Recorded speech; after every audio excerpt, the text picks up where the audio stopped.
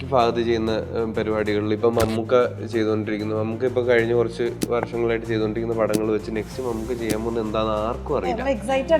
യാ, ഇപ്പൊ ഈ പേട്രിയറ്റിന്റെ ടീച്ചറൊക്കെ വന്നു കഴിയുമ്പോൾ ഇതിനകത്ത് മമ്മൂക്കയുണ്ട്, ലാലേട്ടനുണ്ട്, ആരേത് സൈഡിൽ നിൽക്കുന്നു ഒന്നും നമുക്കിപ്പോ പ്രെഡിക്റ്റ് ചെയ്യാൻ പറ്റും. തൊമ്മനും മക്കളിനകത്ത് രാജൻ പി ദേവ്, പിന്നെ ഭരതനില് ഷറഫ്, എനിക്ക് ഭയങ്കര വർക്കായിരുന്നു. ആ പുഷ്പമായിട്ടുള്ള ആ ഒരു മാറ്റവും ആ ഒരു സംഭവങ്ങളും. ഇതിന് വേറെ റെഫറൻസസ് ഒന്നും ഇല്ല എന്ന് അവര് തുടക്കം മുതലേ പറഞ്ഞിരുന്നത്. ഇതുപോലത്തെ ഒരു വില്ലത്തി ക്യാരക്ടർ വളരെ കുറവാണ്. അപ്പോ അതൊരു ചലഞ്ചായിട്ട് ഏറ്റെടുക്കാനാണ് അവരെന്നോട് പറഞ്ഞത്. ആ ബക്കറ്റൊക്കെ പണ്ടേന്ന് അറിഞ്ഞിട്ടുള്ളൂ.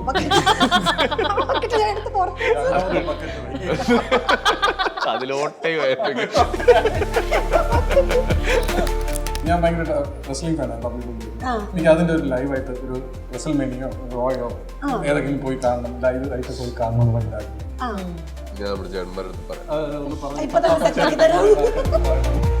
അല്ല, നമ്മുടെ ജീവിതത്തിലെ ഏറ്റവും ഇമ്പോർട്ടന്റ് ആയിട്ടുള്ളൊരു ഭാഗമാണല്ലോ ലവ്. അത് സ്നേഹവും പ്രണയവും ആ രണ്ട് രൂപത്തിലും വരാറുണ്ട്. അത് നമ്മുടെ ജീവിതത്തിൽ വളരെ ഇമ്പോർട്ടന്റ് ആയിട്ടുള്ള ഒരു ഘടകമാണ്. ഹിന്ദി അറിയായിരുന്നു? പരമസുന്ദരി സിനിമയെ പറ്റിയൊന്നും അറിയില്ല. ജാൻവി കപൂർ, സിദ്ധാർത്ഥ് മൽഹോത്രയൊക്കെ അഭിനയിച്ച അതിൽ ഞാനും ചെയ്തിട്ടുണ്ട്. അതിന്റെ പുറകെ അങ്ങനത്തെ തന്നെ ക്യാരക്ടേഴ്സ് വരും എന്നുള്ള ഒരു പ്രശ്നമാണല്ലോ ആക്ച്വലി. അതൊരു കോംപ്ലിമെന്റ് ആയിട്ടാണ് ഞാൻ എടുക്കുന്നത്. നമ്മൾ ഇത്രയും നന്നായിട്ട് ഇത് ചെയ്തതുകൊണ്ടും ആ ഒരു ഇമ്പാക്ട് വന്നതുകൊണ്ടാണ് അവർ വിചാരിക്കുന്നത് ഓക്കെ ഈ സോണിലുള്ള ക്യാരക്ടർ കുട്ടിക്ക് നമുക്ക് അപ്രോച്ച് ചെയ്താൽ എന്തെങ്കിലും ആ ഒരു പൊട്ടൻഷ്യൽ ഉണ്ടല്ലോ. ഹലോ എവരിവൺ, ഇന്ന് നമ്മുടെ കൂടെ ഇത്തിരി നേരം സിനിമയുടെ വിശേഷങ്ങളുമായി സിനിമയുടെ ടീം കൂടെ ഉണ്ട്. Hello guys, welcome to Kaumudi movies. Thank you. Okay, ഇത്തിരി നേരം അതാണല്ലോ നമ്മുടെ വിശേഷം. അപ്പോൾ എനിക്ക് ഈ ട്രെയിലർ അല്ലെങ്കിൽ ഈ ടീസർ കണ്ട സമയത്ത് നമുക്ക് തോന്നിയത് ഒരു വാർത്തയുടെ ഇടയ്ക്കുള്ള ഒരു പ്രോഗ്രാം അങ്ങനെയാണല്ലോ വരുന്നത്. പക്ഷേ അത് വൈറലാണ്, അല്ലെങ്കിൽ അങ്ങനത്തെ പ്രോഗ്രാംസ് വൈറലാണ്. അപ്പോൾ ആ ഒരു പ്രോഗ്രാമിനെ ബേസ് ചെയ്തിട്ടാണോ സിനിമ പോകുന്നത്, അല്ലെങ്കിൽ അതങ്ങനെ ഹൈലൈറ്റ് ചെയ്തിട്ടാണോ പോകുന്നത് ന്യൂസും ആയിട്ട് ബന്ധപ്പെട്ടിട്ട്? അല്ലല്ല, അത് അതിൽ ചെറിയൊരു എലമെന്റ് മാത്രമാണ്. ഒരു ക്യാരക്ടർ എസ്റ്റാബ്ലിഷ്മെന്റ്, പിന്നെ കഥയുടെ ഒരു ലെയർ, അത്രേ ഉള്ളൂ. കാര്യമായിട്ട് ന്യൂസോ അങ്ങനത്തെ സംഭവങ്ങളൊന്നും അല്ല പോകുന്നത്. റൊമാൻസ് ആണ് നമ്മുടെ വിഷയം. ഓക്കെ, അപ്പൊ ഈ സിനിമയിലേക്ക് വരുന്ന സമയത്ത് റൊമാൻസ് എന്ന് പറഞ്ഞു കഴിഞ്ഞാൽ സ്വാഭാവികമായിട്ട് നമ്മൾ കുറേ സിനിമകൾ കണ്ടിട്ടുണ്ട്. അപ്പൊ റോഷന് ഈ മൂവിയിലേക്ക് അല്ലെങ്കിൽ ഇതിനകത്ത് ചെയ്യണം എന്ന് തോന്നുന്ന ആ ഒരു എലമെന്റ് എന്താണ്? ഭയങ്കര രസമുള്ളൊരു സാധാരണക്കാരനാണ് അനീഷ് എന്ന് പറയുന്ന ഈ ക്യാരക്ടർ. പിന്നെ ഒരു ഭയങ്കര ലൈറ്റ് ഹാർട്ടഡ് ലവ് സ്റ്റോറി അല്ലെങ്കിൽ ഒരു റൊമാൻറ്റിക് കോമഡി എന്നൊക്കെയാണ് ഞാൻ ഇതിനെ ഐ തിങ്ക് വിളിക്കുക. അപ്പൊ അങ്ങനെ ഒരു സിനിമയൊന്നും ചെയ്തിട്ടുണ്ടായിരുന്നില്ല കുറച്ച് നാളായിട്ട്. ഇതുപോലൊരു ക്യാരക്ടറും വലിയ ഭാരങ്ങളൊന്നും അല്ല, ചെയ്തിട്ടുള്ള സിനിമകളിലൊന്നും ഇതുപോലത്തെ സിനിമകളായിരുന്നില്ല എന്നുള്ളത്. പിന്നെ ഇതൊരു അങ്ങനെ വലിയ ഭാരമൊന്നും ചുമക്കാത്ത, വലിയ ട്രോമകളിലൂടെ ഒന്നും കടന്നു പോയിട്ടില്ലാത്ത ഒരു സാധാരണ മനുഷ്യൻ. അതെ, കുറച്ച് ലൈറ്റ് ആയിരുന്നു മൊത്തം പരിപാടി. അതെനിക്ക് കുറച്ച് റിഫ്രഷിംഗ് ആയിട്ട് തോന്നി. കൂടെ ഉള്ളത് നല്ലൊരു ടീമും നല്ല കുറെ ആക്ടേഴ്സും ആയിട്ട് തോന്നി. അപ്പൊ അത് എല്ലാരും ഭയങ്കര ജെന്യൂൻ ആയിട്ടൊരു നല്ല ചെറിയ സിനിമ ചെയ്യാം എന്നുള്ളൊരു ഐഡിയയിൽ വന്നവരായിട്ട് തോന്നി. സത്യസന്ധതയുള്ളൊരു ഗ്രൂപ്പും ഒക്കെ ആയിട്ട് അങ്ങനെ. ഓക്കെ, സെറിനിലേക്ക് വരുന്ന സമയത്ത് ഹീറോ റോഷനാന്നറിയായിരുന്നു? പറഞ്ഞിരുന്നു. അപ്പൊ പുഷ്പം കഴിഞ്ഞു നിൽക്കുന്ന സമയത്താണ് സ്ക്രിപ്റ്റ് വരുന്നത്? അല്ല, ഇത് കൊറേ മുന്നേ ചെയ്ത സിനിമയാണ്. ഇല്ലല്ല, ആട്ടം കഴിഞ്ഞ ഉടനെ ചെയ്ത സിനിമ ഇതായിരുന്നു. ഓക്കെ, ആട്ടത്തിന് അവാർഡൊക്കെ കിട്ടിയായിരുന്നു അല്ലേ? അതെ, congrats. Thank you so much. Okay, അപ്പൊ നമ്മൾ ഈ സിനിമയിലേക്ക് വരുന്ന സമയത്ത് ഈ പറഞ്ഞതുപോലെ ലവ് സ്റ്റോറിയാണ്. അപ്പൊ എല്ലാവർക്കും വരുന്നൊരു ഡൗട്ടാണ്, ലവ് സ്റ്റോറി എന്ന് പറഞ്ഞു കഴിഞ്ഞാൽ കുറേ ലവ് സ്റ്റോറീസ് മലയാളം ഇൻഡസ്ട്രിയിൽ ഇറങ്ങിയിട്ടുണ്ട്.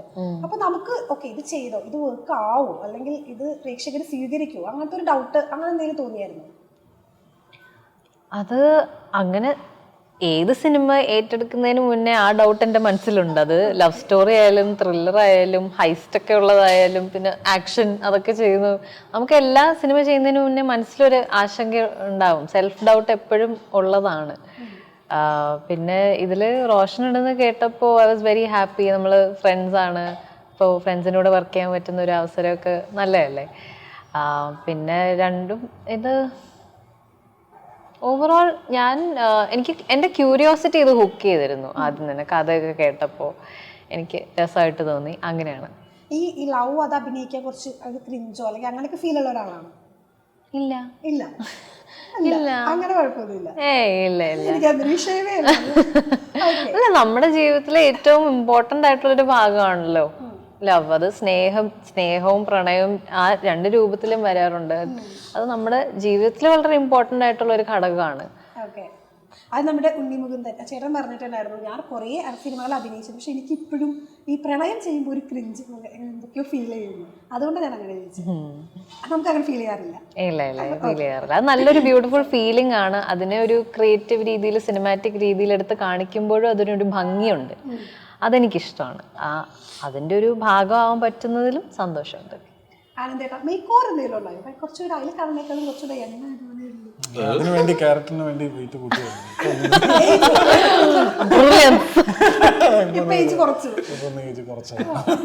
ശരിക്കും ആ പോസ്റ്റർ കണ്ടിട്ട് ഇങ്ങോട്ട് നോക്കുമ്പോഴത്തേക്ക് എന്തൊക്കെയോ ഒരു മേക്ക് ഓവർ ഒക്കെ ഉള്ളത് പോലെ. അത് ഷേവ് ചെയ്തിന്റെ ആയിരിക്കും.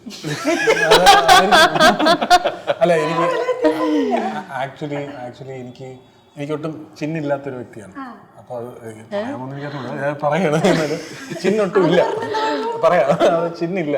അപ്പൊ ഇപ്പോഴത്തെ മേക്ക് ഓവറിന്റെ കാരണം ഞാൻ പറഞ്ഞത്. അപ്പൊ അത് ഞാനൊരു ഡോക്ടറിനെ കണ്ടപ്പോൾ പുള്ളി പറഞ്ഞു, അപ്പൊ എന്റെ ഇവിടം വരെ ഓക്കെയാണ്, ഇവിടെ എന്തോ ഗ്രോത്ത് ഇൻക്ലൂഡ് ആയി പോലെ തോന്നുന്നുണ്ടെന്ന് പറഞ്ഞു. പണ്ട് എന്തോ സൈക്കിളിൽ നിന്ന് വല്ലതും വീണിട്ടുണ്ടോ എന്ന് ചോദിച്ചു. അപ്പൊ എനിക്ക് പണ്ട് നടന്ന കാര്യം എന്ന് ഓർമ്മയില്ല, വീണിട്ടൊക്കെ ഉണ്ടാവും. അത് ഇവിടെയാണ് അതിന്റെ ഒരു ഗ്രോത്തിന്റെ ഒരു സംഭവം എന്ന് പറഞ്ഞു. അപ്പൊ ഞാൻ ചോദിച്ചു, അപ്പൊ ഞാൻ താടി വെച്ചിട്ട് അഭിനയിച്ചിട്ടുള്ളൂ. താടി എടുക്കാൻ തന്നെ എനിക്കൊരു സെൽഫ് കോൺഫിഡൻസ് കുറവായിരുന്നു. ഈ പറഞ്ഞ ഒരു ചിന്നില്ലാത്തതുകൊണ്ട് ഇവിടെ മൊത്തം ഇങ്ങനെ ഇരിക്കും, തവളയെ പോലെയൊക്കെ ഇരിക്കും. ആ ഒരു പോർഷൻ ആയിരുന്നു ഡബിൾ ചിന്നൊക്കെ വെച്ചിട്ട്. എനിക്കൊരു കോൺഫിഡൻസ് കുറവ്. അപ്പൊ പുള്ളിയുടെ ചോദിച്ചാൽ പുള്ളി പറഞ്ഞു, നമുക്ക് ഫില്ലർ ട്രീറ്റ്മെന്റ് എന്നൊരു ട്രീറ്റ്മെന്റ് ഉണ്ട്, അത് ചെയ്ത് നോക്കാന്ന് പറഞ്ഞു. അതങ്ങനെ അതിപ്പോ ലേറ്റസ്റ്റ് ആയിട്ട് അത് ചെയ്തു. അത് ജസ്റ്റ് ഒന്ന് ചെയ്തപ്പോൾ ചെറിയൊരു ചിഹ്നം പോലെ വന്നു. അതിനുവേണ്ടിയാ ഷേവ് ചെയ്തത്. ചെറുതായിട്ടൊന്ന് ഇവിടെ കുറച്ചൊരിതായി. പണ്ട് കോൺഫിഡൻസിന് കുറവൊന്നുമില്ലായിരുന്നു, അല്ലെങ്കിൽ പണി കിട്ടില്ലല്ലോ. ഈ പറഞ്ഞ ഷേവ് ചെയ്യുമ്പോഴൊക്കെ ആ ഒരു സംഭവം കുറെ നാൾ താടി വെച്ചിട്ട് പിന്നെ ഒരു പടം താടിയില്ലാതെ ചെയ്യുമ്പോണ്ടല്ലോ ഒരു ഗുണമുള്ള എന്താണെന്നറിയോ, കോസ്റ്റ്യൂം കിട്ടി കഴിഞ്ഞാൽ പെട്ടെന്ന് കണ്ണാടിയിൽ നോക്കുമ്പോൾ അത് ഭയങ്കര പൊളിയാ. എനിക്ക് തെക്കന്തല്ലേസ് ചെയ്തപ്പോഴും വലിയ മീശ ഉണ്ടായിരുന്നല്ലേ, എനിക്ക് ഭയങ്കരമായിട്ട് ലുക്കിൽ ഡ്രാസ്റ്റിക് ചേഞ്ചസ് വരുമ്പോഴെല്ലാം കോസ്റ്റ്യൂം ഇട്ട് കഴിയുമ്പോൾ ഭയങ്കര ഇഷ്ടമാണ്. മിററിൽ നോക്കി ജസ്റ്റ് ഇറങ്ങാൻ നേരം ഒന്ന് നോക്കി കഴിഞ്ഞാൽ ക്യാരക്ടറായി.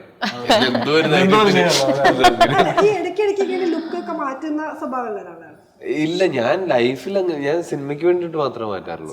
അല്ലാതെ മിനിമം എഫേർട്ടാണ് എന്റെ. ഞാൻ അങ്ങനെ എല്ലാ ദിവസവും കട്ട് ചെയ്ത് ട്രിം ചെയ്ത് ഷേവ് ചെയ്ത് അങ്ങനത്തെ എനിക്ക് വർക്കല്ല. അത് പടത്തിന് വേണ്ടിട്ട് മാത്രം ചെയ്യുന്നത്. അല്ല, നമുക്ക് ചില ആളുകൾക്ക് ഉണ്ടാവും കുറെ നാളിങ്ങനെ ഒരേ ലുക്കിൽ പോകുമ്പോൾ ഒരു മേക്ക് ഓവർ ചെയ്യാം, അങ്ങനത്തെ ഒരു തോട്ടൊന്നും ഇല്ല. ഇല്ല, ആ സമയം കൊണ്ട് വേറെ എന്തെങ്കിലും ഒക്കെ ചെയ്യും. ഇത്തിരി നേരം കിട്ടിയാ ചെയ്തത് എന്തായിരിക്കും? ഞാൻ ലേറ്റ് ആയി പോയി.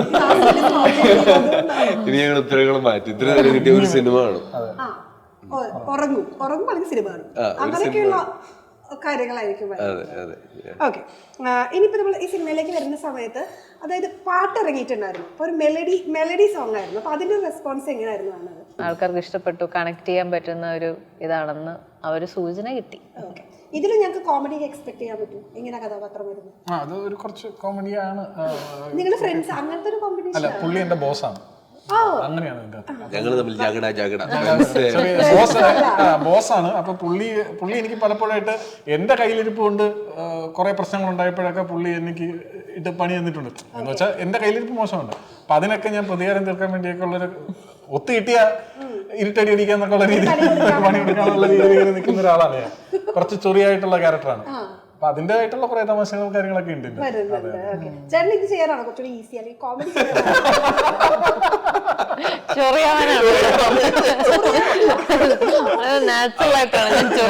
ചൊറി എനിക്കുള്ളതുകൊണ്ട് ഇത്തിരി നേരം വളരെ എഫേർട്ട്ലെസ് ആയിട്ടാണ് ചെയ്യുന്നത്.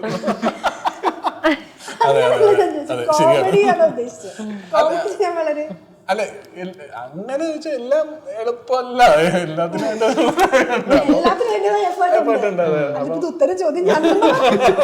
അതിൻ്റെതായിട്ടുള്ള എഫേർട്ട് ഉണ്ട്. പിന്നെ കോമഡി ചെയ്യാൻ ഇഷ്ടമാണ്. കാരണം എനിക്ക് സിനിമ അഭിനയം നമ്മൾ ഈ പറയുന്ന പോലെ കണ്ട് തുടങ്ങുമ്പോൾ നമുക്ക് ആവശ്യം തോന്നുന്ന ലാലേട്ടൻ, നമുക്ക് അവരൊക്കെയാണ്. പക്ഷെ നമുക്ക് അഭിനയിക്കാൻ തോന്നിയത് അങ്ങനെയുള്ള ആക്ടേഴ്സിനെ കണ്ടത് ഈ പറയുന്ന പോലെ ഒടുവിൽ ഉണ്ണികൃഷ്ണൻ, ജഗദീശ്കുമാർ, അപ്പൊ അങ്ങനെ കാറ്റഗറി ഓഫ് ആക്ടേഴ്സിനെ കണ്ടിട്ടാണ് അഭിനയിക്കണം എന്നുള്ളൊരു സാധനം തോന്നിയത്. അവരൊക്കെ ചെയ്യുന്ന പരിപാടികൾ ചെയ്യണം. അപ്പോൾ എനിക്ക് ക്യാരക്ടർ ആർട്ടിസ്റ്റ് എന്നുള്ള നിലയിൽ എനിക്ക് അറിയപ്പെടാനാണ് എനിക്ക് ആഗ്രഹം, സത്യം പറഞ്ഞാൽ. അത് എനിക്ക് കാരണം അവർ ചെയ്ത പോലത്തെ വെറൈറ്റി ക്യാരക്ടേഴ്സ് ഇവിടെയുള്ള നായകന്മാർ പോലും ചെയ്തിട്ടുണ്ടാവില്ല. പല തരത്തിലുള്ള പല വേഷങ്ങൾ ചെയ്യുക. അപ്പോൾ അതെനിക്ക് എപ്പോഴും ഭയങ്കര സന്തോഷമാണ്. അതുകൊണ്ട് തന്നെ അതിൽ കോമഡി ഉണ്ടാവാം, ബാക്കി സീരിയസ് ക്യാരക്ടേഴ്സ് ഉണ്ടാവാം, എല്ലാം മാറി മറിഞ്ഞു വരുമല്ലോ ക്യാരക്ടർ ആർട്ടിസ്റ്റ് ആയിട്ട് ഇരിക്കുമ്പോൾ. അത് തന്നെയാണ്. ഇപ്പോൾ 2015 കരിയർ സ്റ്റാർട്ട് ചെയ്താ, ഇപ്പൊ 10 ഇയേഴ്സ്. അപ്പോൾ ഒരു ടൈം അങ്ങനെ വെച്ചിട്ടുണ്ട്, 10 ഇയേഴ്സ് ആകുമ്പോൾ ഞാൻ മലയാളം ഇൻഡസ്ട്രിയിൽ ഇവിടെ എത്തും, അല്ലെങ്കിൽ അങ്ങനെ ഒരു കാൽക്കുലേഷൻ ഒക്കെ ഉണ്ടായിരുന്നു? ഇല്ലില്ല, സംഭവിച്ചു പോയതാണ്. അത് ശരിക്കും സംഭവിച്ചു. സ്വാഭാവികമായിട്ട് ഇത് ചെയ്തു തുടങ്ങി കഴിഞ്ഞപ്പോഴത്തേക്കിനും എനിക്ക് ലൈഫ് തീരുന്നവരെ ഇത് ചെയ്തുകൊണ്ടിരിക്കണം എന്നുള്ള ക്ലാരിറ്റി വന്നു. എനിക്ക് അത്ര ഇഷ്ടമാണ് ഈ ജോലി. അപ്പോൾ അത് കണ്ടിന്യൂ ചെയ്യാൻ തന്നെയാണ് ശ്രമിച്ചുകൊണ്ടിരിക്കുന്നത്. ഓരോ പടവും നമ്മളെല്ലാവരും ചെയ്യുന്നത് അങ്ങനെ തന്നെയാണ്. ഓരോ പടം ചെയ്യുന്നത് അതിൽ നിന്ന് അടുത്തൊരു പ്രോജക്റ്റ് ഉണ്ടാവണമെന്ന് പ്രതീക്ഷിച്ചിട്ട് തന്നെയാണ്. അപ്പൊ അങ്ങനെ ഓരോ പ്രോജക്റ്റുകളായിട്ട് മുമ്പോട്ട് പോകാൻ പറ്റുന്നത്രയും നാള്. നമുക്കൊരു വ്യക്തമായ പ്ലാനിങ്. ഇപ്പൊ ഞാൻ 2015 സ്റ്റാർട്ട് ചെയ്തു, 20 ഞാൻ ഏകദേശം ഇവിടെ എത്തിയിട്ടുണ്ടാവും, 25 അങ്ങനെ ചിന്തിച്ചിട്ട് പോലും ഇല്ല. അങ്ങനെ മുമ്പോട്ട് 5 ഇയർ പ്ലാൻ 10 ഇയർ പ്ലാൻ അങ്ങനെ ആലോചിച്ച് വെച്ചിട്ടില്ല. ഈ ടൈം മാനേജ്മെന്റിൽ എങ്ങനെയാ കറക്റ്റ് ആയിട്ട് എല്ലാം ടൈമിംഗ് നോക്കുന്നത്? ഷൂട്ടിനൊക്കെ കൃത്യസമയത്ത് എത്തും, അല്ലാതെ എല്ലാത്തിനും ലേറ്റ്. ഷൂട്ടിംഗ് സൈറ്റിൽ ഞാൻ കറക്റ്റ് ആയിട്ട് ബാക്കി എല്ലാം കുറച്ച് പുറകോട്ടാ ലൈഫില്. എന്നുവെച്ചാ അത് ടൈം മാനേജ്മെന്റ് ബുദ്ധിമുട്ടാണ് ബേസിക്കലി. അത് ഇനിയും പഠിക്കേണ്ട ഒരു സ്കില്ലാണ്. ഇത്രയും ബിസി ആവുമെന്നൊന്നും വിചാരിച്ചിട്ടില്ലായിരുന്നു ആക്ച്വലി. കോളേജിലൊക്കെ ആയിരുന്ന സമയത്ത് ഇഷ്ടം പോലെ സമയം ഉണ്ടായിരുന്നു എല്ലാത്തിനും. അപ്പൊ ഇങ്ങനെ ഒരു സിറ്റുവേഷൻ ഇതിനു മുമ്പ് ഉണ്ടായിട്ടില്ല. ചെയ്യാൻ ഇഷ്ടമുള്ള പണി തന്നെ, പക്ഷെ ഒരു ദിവസത്തിൽ ചെയ്യാനുള്ള 10 ഇഷ്ടമുള്ള കാര്യങ്ങൾക്ക് 3 എണ്ണത്തിനുള്ള സമയമേ ഉള്ളൂ. അപ്പൊ എനിക്ക് താല്പര്യമുള്ള 7 കാര്യങ്ങൾ തന്നെ അടുത്ത ദിവസത്തേക്ക് നീക്കും. പക്ഷെ ആ ദിവസം ഉണ്ട് 10 കാര്യങ്ങൾ.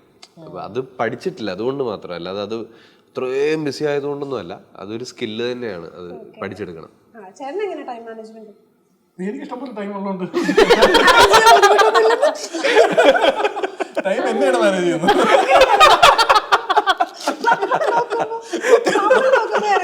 സിനിമകളിലൊക്കെ ഉണ്ട്,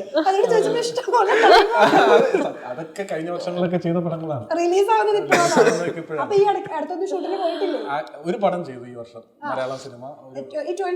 25-ല് ഒരു മലയാളം പടമേ ചെയ്തിട്ടുണ്ട്. ഒരു ഹിന്ദി പടവും ചെയ്തില്ല. ഒരു ഹിന്ദി പടവും ചെയ്തു. അത് ശരി, അത് പറഞ്ഞില്ലായിരുന്നു. പരമസുന്ദരി എന്ന് പറഞ്ഞ ഹിന്ദി പടം ചെയ്തു. അവിടുത്തെ എക്സ്പീരിയൻസ് എങ്ങനെയുണ്ടായിരുന്നു? അത് ഈ പറഞ്ഞ ഹിന്ദി അറിയായിരുന്നു? അവിടെ ഇവിടെ ഷൂട്ട് ചെയ്യുള്ളൂ എന്ന് പറഞ്ഞുകൊണ്ട് അവരിങ്ങ് വന്നു.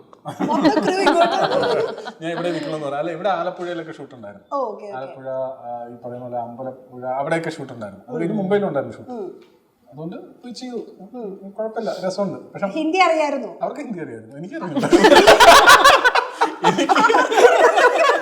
അല്ല, ഞാൻ മലയാളി ക്യാരക്ടറായിട്ട് തന്നെയാണ്, ഞാൻ മലയാളം പറഞ്ഞു. ഹിന്ദി ബോളിവുഡ് സിനിമയിൽ ഒരു മലയാളി കഥാപാത്രം വേണമായിരുന്നു. അതാണ് പരമസുന്ദരി സിനിമയെ പറ്റിയൊന്നും അറിയില്ല. വൻ ചർച്ചയായിരുന്നു. അതെ, ജാൻവി കപൂർ, സിദ്ധാർത്ഥ് മൽഹോത്രയൊക്കെ അഭിനയിച്ച അതിൽ ഞാനും ചെയ്തിട്ടുണ്ട്. എങ്ങനെ വന്ന അവസരം കിട്ടിയത് എങ്ങനെയായിരുന്നു? അതൊരു കാസ്റ്റിംഗ് ഏജൻസി വിളിച്ചതാണ്. അപ്പൊ അവരിങ്ങനെ മലയാളി ക്യാരക്ടേഴ്സിന് വേണമെന്ന് പറഞ്ഞപ്പോ എന്നെ ഇങ്ങനെ വിളിച്ച് ഏതെങ്കിലും കഥാപാത്രം കണ്ടിട്ടൊക്കെ വിളിച്ചായിരുന്നു? അതറിയില്ല. അവർക്ക് ഇങ്ങനെ എന്നെ അപ്രോച്ച് ചെയ്തിട്ട് ഒരു ഓഡിഷൻ വേണമെന്ന് പറഞ്ഞു. അപ്പം ഇവിടെ ഹുവേസ് എന്ന് പറയുന്നൊരു കാസ്റ്റിംഗ് ഏജന്റ് ഉണ്ട്, പുള്ളിയാണ് എന്നെ വിളിച്ചത്. അപ്പോൾ ഞാൻ ഒരു ഓഡിഷൻ കൊടുത്തു, അവർക്ക് ഇഷ്ടപ്പെട്ടു, ഓക്കെ പറഞ്ഞു, എടുത്തു. അങ്ങനെയാണ് പോയത്. അത് അവിടെ പോയി. അപ്പോൾ ഹിന്ദി സിനിമയൊക്കെ ഒന്ന് കണ്ട് ബോളിവുഡൊക്കെ എങ്ങനെയാണെന്ന് പറഞ്ഞ് ബോംബെ ഒക്കെ കണ്ടിട്ട് ഇങ്ങനെ വന്നു. ആലപ്പുഴ ഷൂട്ട് ഉണ്ടായിരുന്നു. സിനിമല്ലേ, അവര് കേരളം കാണിക്കണ്ടേ, കേരളത്തിൽ നടക്കുന്ന കഥ. കേരളത്തിൽ നടക്കുന്ന കഥ മൊത്തം ഒരു 90% കേരളത്തിൽ നടക്കുന്ന കഥയാണ്. പക്ഷെ അത് ഒരു കുറെയൊക്കെ ഭാഗമൊക്കെ ഇവിടെ കേരള, മൂന്നാർ, ആലപ്പുഴ, അമ്പലപ്പുഴ, കുമരകം ഒക്കെ ഷൂട്ട് ചെയ്തു. അത് കഴിഞ്ഞ് മുംബൈയിൽ സെറ്റ് ഇട്ട് അവർ കുറെ ഷൂട്ട് ചെയ്തു. അവിടെ രണ്ടിടത്തും ഉണ്ടായിരുന്നു. ഇപ്പൊ രേഖാചിത്രത്തിനകത്തൊരു നെഗറ്റീവ് റോളാണല്ലോ, അതിനുശേഷം നെഗറ്റീവ് റോൾസുകൾ അപ്രോച്ച് ചെയ്തായിരുന്നു? അത് രേഖാചിത്രം കഴിഞ്ഞ ഉടനെ ഒരു 2-3 മാസം ആ ഷെയ്ഡിലുള്ള കുറെ ക്യാരക്ടേഴ്സ് വന്നിരുന്നു. പക്ഷെ അത് അതേപടി ഇങ്ങനെ ഫുൾ തട്ടി മാറ്റിയില്ല. ഞാനത് സ്ക്രിപ്റ്റ് വായിച്ചു, അത് നോക്കി അനലൈസ് ചെയ്തു. പിന്നെ ഇതിൽ വ്യത്യസ്തമായിട്ട് എനിക്കൊന്നും ചെയ്യാൻ കഴിയില്ല എന്ന ഒരു തിരിച്ചറിവിലേക്ക് എത്തിയപ്പോഴാണ് എനിക്കിത് ചെയ്യാൻ പറ്റില്ല എന്ന് ഞാൻ തീരുമാനം എടുത്തത്. ഓക്കെ. അപ്പോൾ നമ്മളൊരു ക്യാരക്ടർ ചെയ്ത് വെച്ചത് സക്സസ്ഫുൾ ആയി കഴിഞ്ഞാൽ അതിന്റെ പുറകെ അങ്ങനത്തെ തന്നെ ക്യാരക്ടേഴ്സ് വരും എന്നുള്ളത് ഒരു പ്രശ്നമാണല്ലോ ആക്ച്വലി. അതൊരു പ്രശ്നമായിട്ട് കാണാൻ എനിക്ക് അതൊരു കോംപ്ലിമെന്റ് ആയിട്ടാണ് ഞാൻ എടുക്കുന്നത്. നമ്മൾ ഇത്രയും നന്നായിട്ട് ഇത് ചെയ്തതുകൊണ്ടും ആ ഒരു ഇമ്പാക്റ്റ് വന്നതുകൊണ്ടാണ് അവർ വിചാരിക്കുന്നത് ഓക്കെ ഈ സോണിലുള്ള ക്യാരക്ടർ ഈ കുട്ടിക്ക് നമുക്ക് അപ്രോച്ച് ചെയ്താൽ എന്തെങ്കിലും ആ ഒരു പൊട്ടൻഷ്യൽ ഉണ്ടല്ലോ, അപ്പോൾ നമുക്ക് നോക്കാം. അതൊരു കോംപ്ലിമെന്റ് ആയിട്ടാണ് ഞാൻ കാണുന്നത്. ഇപ്പൊ റോഷനിലേക്ക് വരികയാണെന്നുണ്ടെങ്കിലേ പോസിറ്റീവ് കഥാപാത്രങ്ങളുണ്ട്, നെഗറ്റീവും ചെയ്തിട്ടുണ്ട്, രണ്ടും ചെയ്തിട്ടുണ്ട്. അപ്പൊ നമുക്ക് ഇങ്ങനെ സ്റ്റാർട്ട് ചെയ്ത് വരുമ്പോൾ ഇപ്പൊ പ്രേമിക്കുകയാണെങ്കിൽ തന്നെ നമുക്ക് ഇപ്പൊ നായികനെ ചീറ്റ് ചെയ്യുമോ, അതായത് ഒറിജിനൽ ആണോ ഈ പ്രേമം അല്ലേ, അങ്ങനെ ഒരു ഡൗട്ട്ഫുൾ നമുക്ക് വരും. ചിലപ്പോൾ സിനിമ കഴിയുമ്പോഴേക്കും ഓക്കെ നല്ല നായകനായിരുന്നല്ലോ ഈ ഡൗട്ട് എല്ലാരും പറയാറുണ്ടോ? എന്നുവെച്ചാൽ ഒരു കഥ നമ്മൾ കണ്ടിരിക്കുമ്പം പോകെ ആ കഥാപാത്രത്തിനെ മനസ്സിലാക്കി എടുത്താൽ മതിയല്ലോ. ഇത് ആദ്യം ഒരു മുൻവിധിയോടെ കയറണമെന്നല്ല ഞാൻ പറയുന്നത്, പക്ഷെ ആദ്യം തന്നെ ഒരാൾ സ്ക്രീനിൽ വന്ന് നിൽക്കുമ്പം ഇതെന്തായാലും നന്മയുടെ നിറകുടമായിട്ടുള്ള മനുഷ്യനാണ്, തെറ്റൊന്നും ചെയ്യില്ല എന്ന് തോന്നിക്കഴിഞ്ഞാൽ എനിക്ക് അവിടെ തന്നെ ആ പടം ബോറിംഗ് ആയി. പിന്നെ എനിക്കറിയാം എന്നുവെച്ചാൽ ഒരുപാട് പേര് പുള്ളിയോട് കുറെ തെറ്റുകൾ ചെയ്യും, പുള്ളി അതെല്ലാം മറികടന്ന് വരുന്നിടത്ത് ഈ സിനിമ അവസാനിക്കും. പിന്നെന്താ കാണാനുള്ളതിനകത്ത്? അപ്പൊ എനിക്ക് അങ്ങോട്ട് പ്ലേസ് ചെയ്യാൻ പറ്റുന്നില്ല. ഈ ആക്ടർ എന്ത് വേണേലും ചെയ്യുന്ന ടൈപ്പ് ആളായതുകൊണ്ട് ഈ ക്യാരക്ടറും എന്ത് വേണേലും ചെയ്യുന്നത് എനിക്ക് ഫഹദ് ചെയ്യുന്ന പരിപാടികളിൽ ഇപ്പം മമ്മൂക്ക ചെയ്തുകൊണ്ടിരിക്കുന്നു, മമ്മൂക്ക ഇപ്പൊ കഴിഞ്ഞ കുറച്ച് വർഷങ്ങളായിട്ട് ചെയ്തുകൊണ്ടിരിക്കുന്ന പടങ്ങൾ വെച്ച് നെക്സ്റ്റ് മമ്മൂക്ക ചെയ്യാൻ പോകുന്നത് എന്താണെന്ന് ആർക്കും അറിയില്ല. ഇപ്പൊ ഈ പേട്രിയറ്റിന്റെ ടീച്ചറൊക്കെ വന്നു കഴിയുമ്പോൾ ഇതിനകത്ത് മമ്മൂക്കയുണ്ട്, ലാലേട്ടനുണ്ട്, ഏത് സൈഡിൽ നിൽക്കുന്നു ഒന്നും നമുക്കിപ്പോൾ പ്രെഡിക്റ്റ് ചെയ്യാൻ പറ്റും. എനിക്ക് ആ എക്സൈറ്റ്മെന്റ് ഒരു ആക്ടർ ക്രിയേറ്റ് ചെയ്യാൻ പറ്റുന്നുണ്ടെങ്കിൽ അത് ഭയങ്കര എനിക്കത് എക്സൈറ്റിംഗ് ആണ്. അത് നമുക്കും അങ്ങനെ നമുക്കത് ഓക്കെ ഇത് നല്ലതാണോ ചീത്തയാണോ അല്ലെങ്കിൽ എവിടെ ചെന്ന് എന്ത് ചെയ്യാൻ പോകുന്നത് അങ്ങനെ ഒരു തോട്ട് പ്രോസസ് നമുക്ക് വരുന്നു എന്നുള്ളത് അതിന് പോസിറ്റീവ് ആയിട്ടാണ് കാണുന്നത് അല്ലേ? തീർച്ചയായിട്ടും. എനിക്ക് പിന്നെ അത് ഷിഫ്റ്റ് ചെയ്യുന്ന ആക്ടേഴ്സ് അങ്ങനെ ഷിഫ്റ്റ് ചെയ്തിട്ടുള്ളപ്പോൾ എനിക്കത് ഭയങ്കരമായിട്ട് വർക്കായിട്ടുമുണ്ട്. തൊമ്മനും മക്കളിനകത്ത് രാജൻ പി ദേവ്, പിന്നെ ഭരതനില് ഷറഫ്, എനിക്ക് ഭയങ്കര വർക്കായിരുന്നു. ഇത് നമ്മൾ പ്രതീക്ഷിക്കാത്ത ഒരു പരിപാടി ഒരു ആക്ടർ പെട്ടെന്ന് ചെയ്ത് കാണുമ്പോൾ രേഖാചിത്രത്തിൽ എക്സ്പെക്ട് ചെയ്യുന്നില്ലായിരുന്നു. ആ പുഷ്പമായിട്ടുള്ള ആ ഒരു മാറ്റവും ആ ഒരു സംഭവങ്ങളും ആക്ച്വലി അതിന്റെ ഒരു മീറ്റർ കറക്റ്റ് ആയിട്ട് എങ്ങനെയായിരുന്നു ഡിസ്ക്രൈബ് ചെയ്തത് ഡയറക്ടർ? ഇതിന് വേറെ റെഫറൻസസ് ഒന്നും ഇല്ല എന്ന് അവര് തുടക്കം മുതലേ പറഞ്ഞിരുന്നത്. ഇത് എന്താ മലയാളം സിനിമയിലോ വേറെ സിനിമയിലും ഇതുപോലത്തെ ഒരു വില്ലത്തി ക്യാരക്ടർ വളരെ കുറവാണ്. അപ്പോൾ അതൊരു ചലഞ്ചായിട്ട് ഏറ്റെടുക്കാനാണ് അവരെന്നോട് പറഞ്ഞത്. അപ്പോൾ അത് നല്ലൊരു ചലഞ്ചായിരുന്നു. അവരുടെ കൂടെ ഇരുന്ന് ഡിസ്കസ് ചെയ്ത് ഓരോ ഇങ്ങനെ മീറ്റർ അങ്ങോട്ടും ഇങ്ങോട്ടും പിടിച്ച് ഞാൻ അങ്ങോട്ട് ഓരോന്ന് ഇട്ട് കൊടുക്കും. അപ്പോൾ ബോറാണെങ്കിൽ അവർ പറയും വേണ്ട അത് വേണ്ട നമുക്ക് മറ്റേതിലേക്ക് തന്നെ പോയാൽ മതി. ആ ഒരു കാലിബ്രേറ്റ് ചെയ്ത് പോകുന്ന ഒരു പ്രോസസ്സ് നല്ല രസമായിരുന്നു. ഓക്കെ, കറക്റ്റ് ആയിട്ട് ആ മീറ്റർ പിടിച്ചാൽ കുറച്ച് കൂടാനും പാടില്ല എന്നാൽ കുറയാനും പാടില്ല. കറക്റ്റ് ആയിട്ട് അത് മെയിൻറ്റെയിൻ ചെയ്ത് അത് അവര് ടീം തന്നെയാണല്ലോ നമ്മളോട് പറയുന്നത്. പിന്നെ ഇതില് ആ അവസാനം ചെയ്യുന്ന സീനും നല്ല കുറച്ച് അധികം കൊറിയോഗ്രാഫി ആയിട്ട് ഞാൻ ആദ്യമായിട്ട് അറ്റംപ്റ്റ് ചെയ്യുന്ന ഇതിലാണ്. അപ്പോൾ ഓരോ പ്ലേസ്മെന്റും അതിൻ്റെയൊക്കെ കാര്യങ്ങൾ ടെക്നിക്കലായിട്ടുള്ള കുറേ കാര്യങ്ങളും പഠിക്കാൻ പറ്റിയിരുന്നു. ഇപ്പോൾ first love gets A second chance എന്ന് പറയുന്നത് നിങ്ങളുടെ ലൈഫിൽ അങ്ങനെ ഉണ്ടായിട്ടുണ്ടോ? എന്നിട്ട് ഞാൻ ആലോചിക്കും എന്താ പറയണ്ട, പുതിയ ആൻസർ ഉണ്ടോ? ഞാൻ അങ്ങനെ കൊടുത്തിട്ടില്ല.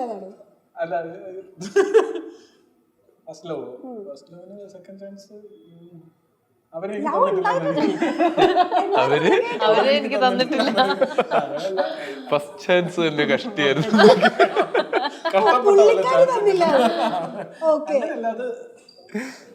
അറിയില്ല, അത് ഈ പറയുന്ന പോലെ എന്തെങ്കിലും ചിലപ്പോൾ തോന്നിയിരിക്കുന്നത് ചിലത് ഇതേപോലെ നമ്മളെ പ്രശ്നങ്ങൾ കൊണ്ട് പോയിട്ട് സെക്കൻഡ് ചാൻസിന് വേണ്ടി നമ്മൾ ശ്രമിക്കുമായിരിക്കും. പക്ഷെ അത് അപ്പോഴത്തേക്കും അപ്പുറത്തെ ഉള്ള ആള് മൂവ് ഓൺ ചെയ്ത് കഴിഞ്ഞാണ്. അപ്പൊ നമുക്കത് പിന്നെ സെക്കൻഡ് ചാൻസ് ഇല്ല. അങ്ങനെയൊക്കെയാണ്. സെക്കൻഡ് ചാൻസ് എന്റെ ലൈഫിൽ ഇതുവരെ വരെ വന്നിട്ടില്ല. അങ്ങനെ സെക്കൻഡ് ചാൻസ് കൊടുത്താൽ എന്തെങ്കിലും സംഭവിച്ചിട്ടുണ്ടോ ലൈഫിൽ? അത് പിന്നെ നല്ലതായിട്ട് വരുന്ന രീതിയിൽ നമ്മൾ വേണ്ടാന്ന് വെച്ച ഒരു കാര്യം പിന്നെ വീണ്ടും നമ്മൾ അതിലേക്ക് വരുന്നു എന്തെങ്കിലും കാരണങ്ങൾ കൊണ്ട്? ഇല്ല, അങ്ങനെ ഇതുവരെ വന്നിട്ടില്ല. ഓക്കെ, ഏതെങ്കിലും സിനിമകൾ അങ്ങനെ സംഭവിച്ചിട്ടുണ്ടോ?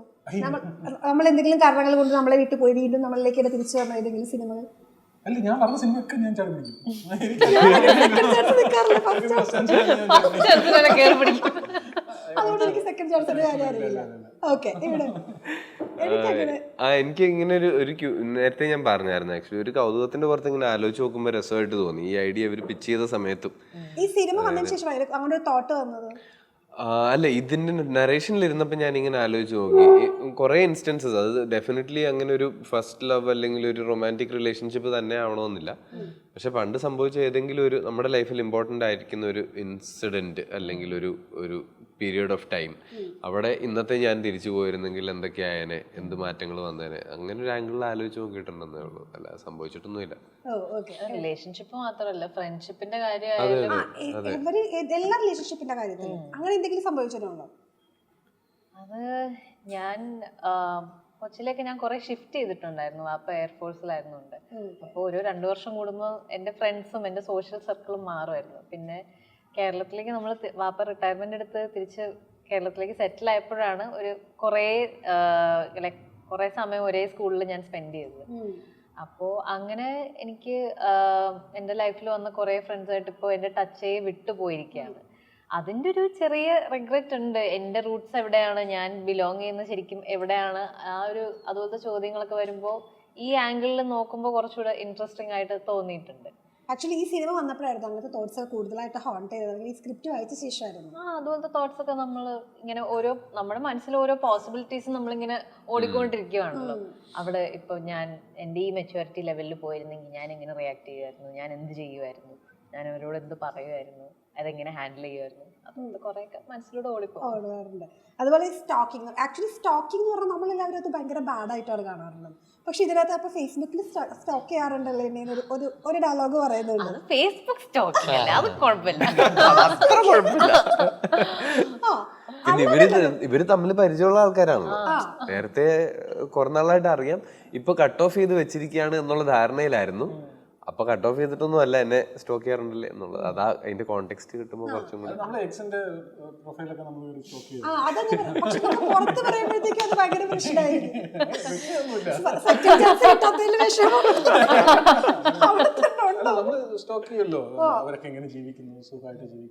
അതും ഒരു കൗതുകമാണല്ലോ. അത് നമ്മുടെ ഫ്രണ്ട്സ്, ചിലപ്പോൾ നമ്മൾ പിണങ്ങിയ ഫ്രണ്ട്സ് ആയിരിക്കും. അപ്പോഴും നമ്മൾ എവിടാ എന്തെടുക്കുക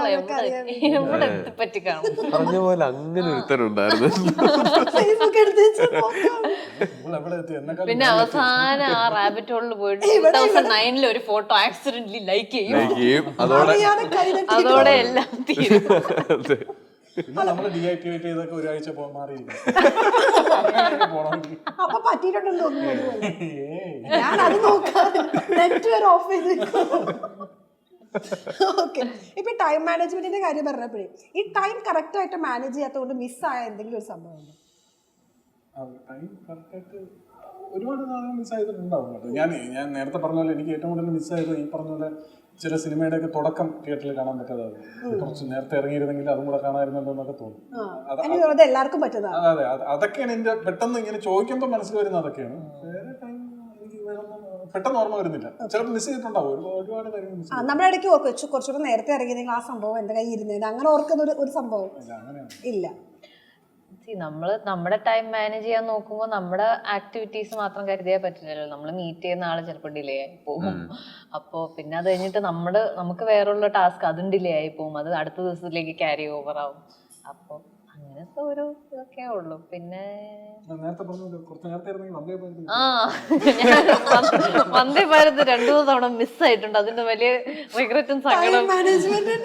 അത് കൃത്യസമയത്താണ് വരുന്നത് ട്രെയിൻ. അതാണല്ലോ എന്റെ USP. നമ്മൾ ഇന്ത്യനിൽ വിശ്വസിച്ച് പോയി കഴിഞ്ഞാൽ അങ്ങനെ വരും. മിസ്സായി കഴിഞ്ഞ് കറക്റ്റ് ടൈമിലാണ് പറഞ്ഞ സമയത്ത് തന്നെ വന്നു, അപ്പൊ തന്നെ പോയി. അല്ല, സാധാരണ നമ്മള് ലേറ്റ് ആകുമ്പോഴാണ് ഈ ട്രെയിൻ കറക്റ്റ് ടൈമിന് വരിക. അങ്ങനെയുണ്ട് അല്ലേ? ഓക്കെ, ഇവിടെ ഫ്രണ്ട്സും ഫാമിലിയും ഒക്കെ ആയിട്ടുള്ള സമയം സ്പെൻഡ് ചെയ്യാനുള്ള ഓപ്പർച്യൂണിറ്റീസ് കുറെ മിസ്സായി പോയിട്ടുണ്ട് ആക്ച്വലി. അത് ഈ പറഞ്ഞ പോലെ എന്തെങ്കിലുമൊക്കെ പരിപാടിയിൽ നമ്മൾ ലോക്കായിരിക്കും. അവിടെ എത്തുമ്പോഴത്തേക്കിനും ഭയങ്കര ഫൺ, അല്ലെങ്കിൽ അവിടുന്ന് നേരത്തെ പോരേണ്ടി വരും. അത് ഭയങ്കര വൃത്തിയായിട്ടൊരു ഫീലിംഗ് അല്ലേ. പിറ്റേന്ന് ഷൂട്ടുണ്ട്, അതുകൊണ്ട് നേരത്തെ കിടന്ന് ഉറങ്ങണം, അങ്ങനെ എന്തെങ്കിലുമൊക്കെ. പക്ഷെ അവിടെ ഭയങ്കര ഫണ്ണാണ്. ആൻഡ് ഇത് ഭയങ്കര വാല്യൂബിളാ. ഇത് വല്ലപ്പോഴൊക്കെ നടക്കത്തുള്ളൂ. അങ്ങനെയൊക്കെയുള്ള സാധനങ്ങളാണ് പെട്ടെന്ന് ഓർമ്മ വന്നത് ചോദിച്ചപ്പോൾ. ഇപ്പൊ ഈ ടൈം മാനേജ്മെന്റിന്റെ കാര്യം പറയുന്ന സമയത്ത് ഇത് നമുക്ക് ഈ ബക്കറ്റ് ലിസ്റ്റിൽ എന്തെങ്കിലും ആഗ്രഹങ്ങളുണ്ട്, ഈ ടൈം കറക്റ്റ് ആയിട്ട് ഇപ്പൊ കിട്ടുന്നില്ല എന്ന് പറഞ്ഞല്ലോ, അങ്ങനെ ബക്കറ്റ് ലിസ്റ്റിൽ വെച്ച് ഏതെങ്കിലും ഒരു ആഗ്രഹമുണ്ടോ? കുറെ നാളായിട്ട് വിചാരിച്ചിട്ട് ഈ ടൈം മാനേജ്മെന്റിന്റെ കാര്യങ്ങളുണ്ട്, അല്ലെങ്കിൽ ബിസി ആയതുകൊണ്ട് നടക്കുന്നില്ല ആ ബക്കറ്റൊക്കെ പണ്ടേന്ന് അറിഞ്ഞു തുളും എടുത്ത് പുറത്ത് അതിലോട്ടേ അത് നമുക്കതൊരു അണ്ടാവാക്കാം. അങ്ങനെ എന്തെങ്കിലും ആക്കേണ്ടി വരും. അത് തൽക്കാലം ഒരെണ്ണം പറഞ്ഞാൽ മതി. ഇല്ല, എനിക്കിങ്ങനെ ഭയങ്കര റുട്ടീനിൽ ജീവിച്ചു പോകണമെന്ന് ഭയങ്കര ആഗ്രഹമുള്ള ഒരാളാണ്. എല്ലാ ദിവസവും എനിക്ക് ഇന്ന സമയത്ത് ഉറങ്ങണം. സെറിൻ ഷൂട്ടിന്റെ സമയത്ത് സെറിൻ അങ്ങനെ ഫങ്ഷൻ ചെയ്യുന്നത്. ഞാൻ ഇത്തിരി നേരത്തിന്റെ സമയത്താണ് അത് മനസ്സിലാക്കുന്നത്. കാരണം ഭയങ്കര റുട്ടീനിന്റെ ആളാണ്.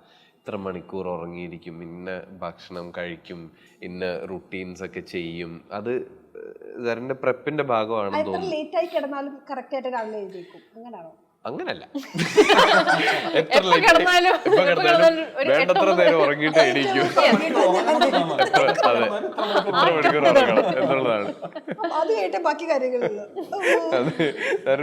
ഇനി മറ്റന്നാ കാണാം. കുറച്ച് ലേറ്റ് ആയി. പക്ഷെ എനിക്ക് അങ്ങനെ ഒരു റുട്ടീനൊക്കെ ആക്കണമെന്ന് ഭയങ്കര ആഗ്രഹമുണ്ട്. നമ്മൾ കൃത്യമായിട്ട് എല്ലാ ദിവസവും ഒരേ സമയത്ത് തന്നെ ഭക്ഷണം കഴിച്ച് വർക്കൗട്ട് കറക്റ്റ് ആയിട്ട് നടന്ന് ഈ പറഞ്ഞ പോലെ ഫ്രണ്ട്സിനെ ഫാമിലിയുടെ കൂടെ സ്പെൻഡ് ചെയ്യാൻ സമയം ഉണ്ടാവണം. താല്പര്യമുള്ള സിനിമകളും ഒക്കെ കാണാൻ പറ്റണം. അതങ്ങനെ കൊണ്ടുപോകാൻ പറ്റും. എനിക്ക് തോന്നുന്നു ആക്ടേഴ്സിനെ സംബന്ധിച്ച് കുറച്ച് ബുദ്ധിമുട്ടാണ്. കാരണം നമ്മുടെ സമയമാണല്ലോ, നമ്മള് ബേസിക്കലി നമ്മുടെ സമയമല്ലേ നമ്മൾ കൊടുക്കുന്നത് ഓരോ പ്രോജക്റ്റിന്. അപ്പൊ അത് പിന്നെ നമ്മുടെ അല്ല. അപ്പൊ ടൈം മാനേജ്മെന്റ് എന്ന് പറയാൻ നമ്മുടെ കയ്യിലുള്ള സാധനം നമുക്ക് മാനേജ് ചെയ്യാൻ പറ്റത്തുള്ളൂ. എന്റെ സമയം എന്റെ അല്ല ഒരു പ്രോജക്റ്റ് വർക്ക് ചെയ്ത് തുടങ്ങി കഴിയുമ്പോൾ. എനിക്ക് സമയമുള്ളത് കൊണ്ട് അതാണ്. എന്റെ ബക്കറ്റ് ലിസ്റ്റില് കുറച്ച് 2-3 കാര്യങ്ങളൊക്കെ ഞാൻ ചെയ്തിട്ടുണ്ട്, അതോടെ മതിയായി. അപ്പൊ ഞാൻ അത് എന്നെ തന്നെ ചലഞ്ച് ചെയ്ത് അനാവശ്യമായിട്ട് ബാക്കിയുള്ളവരോട് എന്തൊക്കെയോ പ്രൂവ് ചെയ്യാൻ വേണ്ടിയാണ് ആ സാധനങ്ങളൊക്കെ എന്റെ ബക്കറ്റ് ലിസ്റ്റിൽ ഇട്ടത്. അപ്പൊ ഞാനിത് എനിക്ക് വേണ്ടി പോലും മാത്രല്ല ചെയ്യുന്ന ആ ഒരു ഫീലിംഗ് വന്നപ്പോ പാരസൈലിംഗ് വെരി ക്ലോസ്. ഞാൻ വിചാരിച്ചു ഇങ്ങനത്തെ സംഭവങ്ങളായിരിക്കും. എനിക്ക് ഹൈറ്റ്സിന്റെ ഭയങ്കര പേടിയുണ്ട്. അപ്പൊ അതൊന്ന് ഓവർകം ചെയ്യാം. പക്ഷെ അത് ഓവർകം ചെയ്തിട്ട് അത് അത്ര വലിയ സംഭവമായിട്ട് എനിക്ക് തോന്നിയില്ല. അപ്പൊ കുഴപ്പമില്ല, ഇനി ഒരു 20ാമത്തെ ഫ്ലോറിലൊക്കെ കയറിയാൽ ഇതേ ഫീലിംഗ് തന്നെ ആയിരിക്കില്ലേ. എന്തിനാ ഈ മെനക്കേടൊക്കെ തലയിലൊക്കെ തോളി കയറി വെച്ചേക്കുന്നത്.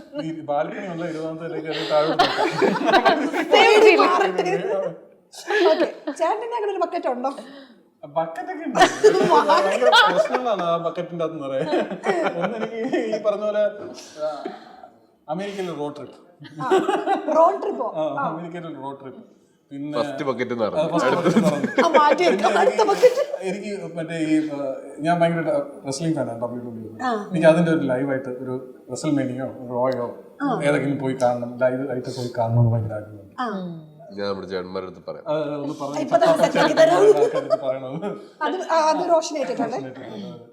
അതിന്റെ ടിക്കറ്റിന്റെ വില ഞാൻ വെറുതെ കയറി നോക്കിയിട്ടുണ്ട്. അപ്പൊ തന്നെ ഓക്കെ അത് 19 ലക്ഷം രൂപ വരും. മറ്റേ അതിനൊക്കെ നല്ല വിലയുണ്ട്. അങ്ങനെയൊക്കെയുള്ള കൊച്ചിനെ മുതലുള്ള ചില ആഗ്രഹങ്ങളേ ഉള്ളൂ, അല്ലാതെ വലിയ ഒന്നുമില്ല. ഈ പറഞ്ഞ പോലെ റൊട്ടീൻ കറക്റ്റ് സമയത്ത് ഉറങ്ങണമെന്നുണ്ട്. എനിക്കിപ്പോ ഉറക്കം ശരിയല്ല. 2 മണി 3 മണിയൊക്കെ ഉറങ്ങാം. അതെന്താണ് വെളുപ്പിന് എഴുന്നേൽക്കുകയും ചെയ്യും. ഒരു 9 മണിയൊക്കെ ആകുമ്പോൾ എണീക്കും. ദിവസം 2 സിനിമ കാണണമെന്ന് ആഗ്രഹമുണ്ട്. അതും പലപ്പോഴും നടക്കാറില്ല. രാവിലെ ഒന്ന് വൈകിട്ട് ഒന്ന് അത്താഴം കഴിഞ്ഞ് 2 സിനിമ കുളി കഴിക്കുമ്പോൾ 2 സിനിമ കാണണമെന്ന് രാവിലെ വൈകിട്ട്. ഇതൊക്കെയാണ് എന്റെ ആഗ്രഹം. ഓക്കെ, എന്തായാലും ഇത്തിരി നേരം തിയേറ്ററുകളിലേക്ക് എത്താണ്. എനിക്ക് തോന്നുന്നു നമ്മൾ സിനിമയേക്കാൾ കൂടുതൽ വേറെ എന്തൊക്കെയോ സംസാരിച്ച് ഇത്തിരി നേരം പെട്ടെന്ന് പോയി. അതാ സംഭവിച്ചത്. ഒരുപാട് ഇന്റർവ്യൂസ് ആവുമ്പോ അങ്ങനെ സംഭവിക്കാറുണ്ട്. ഒരു റൊമാൻറ്റിക് മൂവി ആയിട്ട് നമുക്ക് പ്രേക്ഷകർക്ക് എക്സ്പെക്ട് ചെയ്യാം അല്ലേ? എക്സ്പെക്ട് ചെയ്തോളൂ. പക്ഷേ അങ്ങനല്ലേ? ഏത് ജോണറാന്ന് ചോദിച്ചാൽ നമുക്ക് എന്തായിരിക്കും പറയാ? ഞാൻ പറഞ്ഞില്ല, എനിക്കതൊരു റൊമാൻറ്റിക് കോമഡി ഒക്കെ ആയിട്ടാണ് ഞാൻ അതിനെ കണ്ടിട്ടുള്ളത്. എല്ലാവർക്കും അങ്ങനെ തോന്നണമെന്നില്ല. നെക്സ്റ്റ് പ്രൊജക്ടുകൾ ഏതൊക്കെയാണ് എല്ലാവരുടെയും? ചത്താപ്പച്ചയാണ് ഇപ്പൊ ഷൂട്ട് നടന്നുകൊണ്ടിരിക്കുന്നത്. ഇപ്പൊ പേട്രേറ്റന്റെ ഷൂട്ട് നടന്നുകൊണ്ടിരിക്കുകയാണ്. പിന്നെ സലീം അഹമ്മദിന്റെ കൂടെ വേറൊരു പടം ചെയ്തിരുന്നു, അർജുൻ രാധാകൃഷ്ണന്റെ ഹീറോ.